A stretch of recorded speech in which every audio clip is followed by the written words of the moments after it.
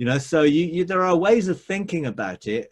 The key is to carry the heart of God, the heart of the Father, and ask him, ask him.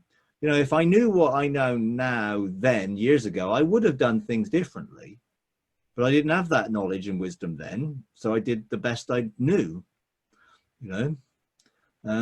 but there are seasons in life which are different. And I think you've got to be ready to engage those seasons as God leads.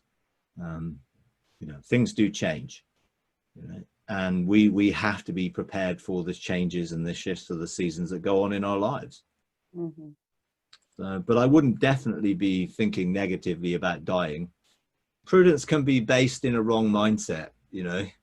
I think we need to be wise, and that wisdom can come from our relationship with God, and he can give us insight into things that can be a blessing for our children, our grandchildren, in a different way. I mean, how many people, if they had invested in Bitcoin when it first came out and was worth pennies, would now be very, very rich? Yeah. Well, why shouldn't we have that sort of information? I would have been one of them.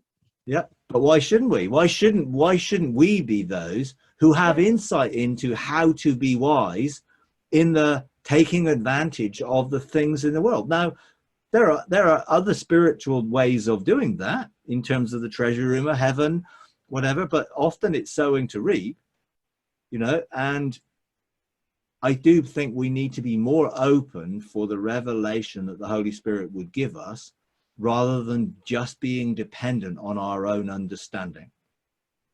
And how many Christians have missed opportunities that the Holy Spirit was trying to give them because they weren't listening, or they weren't even prepared for that type of information, and someone else jumped into it. Yes. And I think that happens quite a lot. So the more intimate we are in our relationship with God, the more insight we will get, and therefore we will be able to take advantage of things in a positive way. And I think ultimately, if we're trusting in his provision, seek first the kingdom and everything else will be added. So that I believe that, I trust in that, I seek that.